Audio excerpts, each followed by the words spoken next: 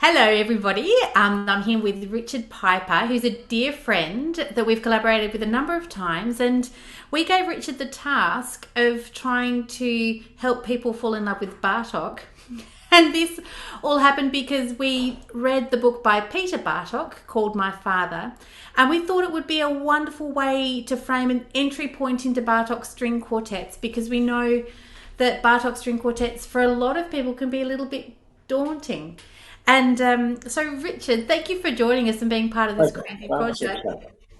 And I just wanted to ask you to start off with, before we brought this project to you, did you have a relationship with Bartok beforehand? Very vaguely. I really had no real idea of anything about Bartók's music.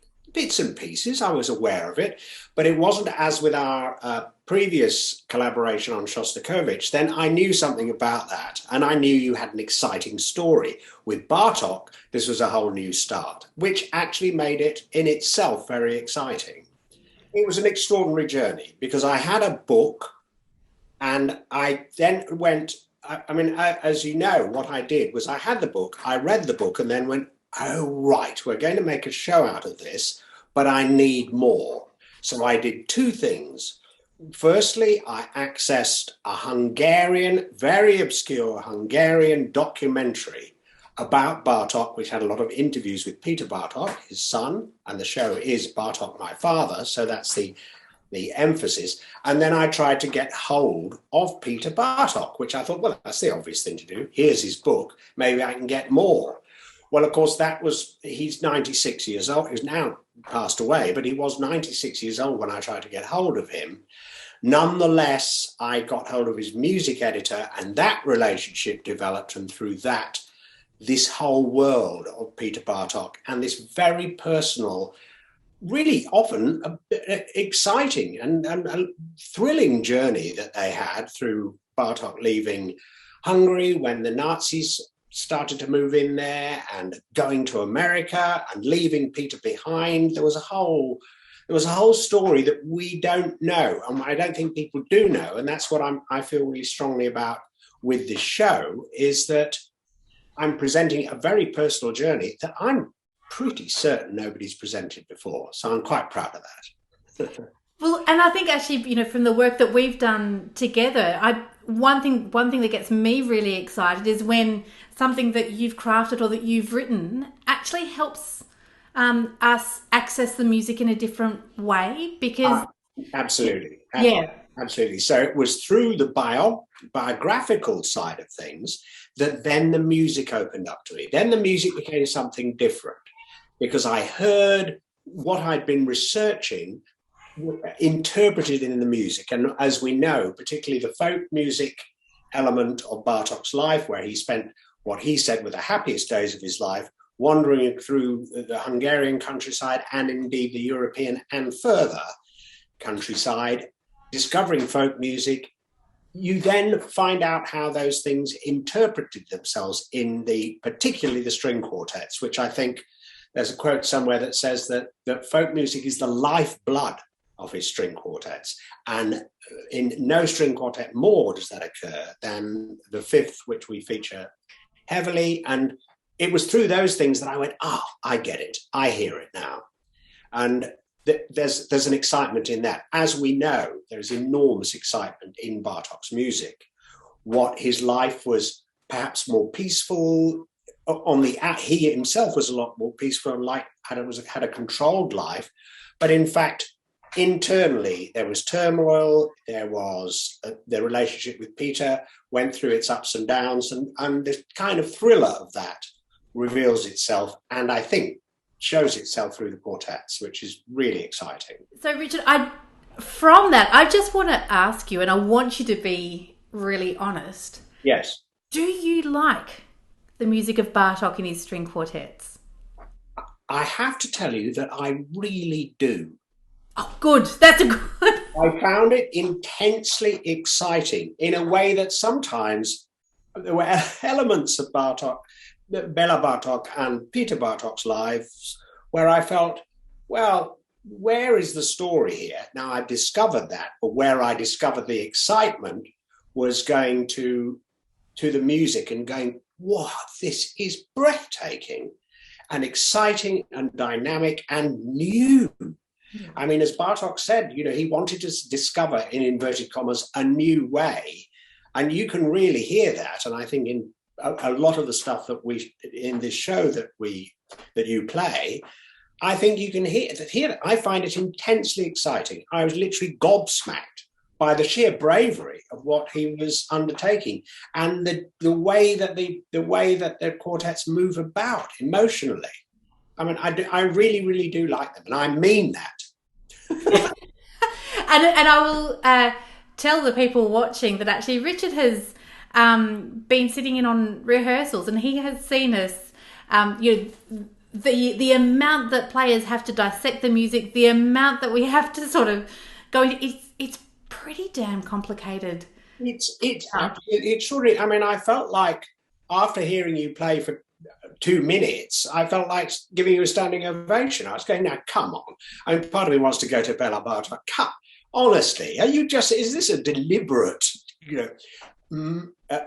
matrix of fireworks that you're creating here for the quartet to play? But the result is extremely exciting. And I think I really do. I'm really looking forward to the live concert, because I don't think you can listen to recordings of them. I don't think there's anything like the physicality that I witnessed in the rehearsal room and the demand that places on you. That takes a live experience. So the audience really need to come and see that to catch that excitement in the room. And it's been a great pleasure to weave that together with the story. And as you know, the way we managed to find that, funnily enough, little pieces which I had developed that link the pieces, parts of the quartets, they came almost organically. That I'd go, oh, that leads brilliantly into that about folk music, or to Bartók's love of nature, his world as a microcosmos, which was an extraordinary journey to go on. And that's been very exciting, putting those things together. And after our rehearsal, I went, yes, right, we really do have a show here, which I was thrilled with, because I didn't know. But I did after the rehearsal. I went, yes, I got it. Okay, we can do this. This is going to be really a gorgeous occasion for the audience. I don't think I've met too many people for whom they say, I categorically don't like Bartók. I think some people have said to me, look, I don't really necessarily understand it, or I don't quite know where to begin. And one thing I love about what you've done, Richard, is that I feel like the way you set up each movement, I feel like it does give you sort of that framework within which you can say, well, look, I might not understand the entire movement or the entire piece, but I can get something from it. And I think, contrary to popular belief, and I don't know if you think this, but I think it's incredibly emotive music. Some people think that it's very clever and very intellectual, but not maybe emotive. But I feel that the whole thing is a complete emotional journey. That's so true. And that was the important thing for me to get across. I mean, I don't know Bartók's music, but I know a lot of complicated music, and that's not even particularly in the classical vein, but right across from being a fan of prog rock in the 70s. You're talking about a similar dynamic, a similar exciting emotional dynamic, and I love that, because I think in this case with Bartók, you're talking about a lot of inner turmoil that may be going on, that would be going on, even though he had a facade of being quite removed from society and loving absolute quiet, apart from when he was composing, and a very ordered world that he liked to live in. That, of course, there was a whole lot of other things going on, both in terms of relationships, both in terms of the work, what the predicament that he found himself in certain cases, the things he didn't like about the work he was doing in his life, like working at the music academy, which you think, oh, he must have loved that. He didn't. He hated it. He liked composing. He liked being there, and that was his actual major motivation. He couldn't deflect from the fact that he was going to do this at the expense sometimes of his relationship with his son Peter. So that has an internal dynamic which all comes out through the music, I think.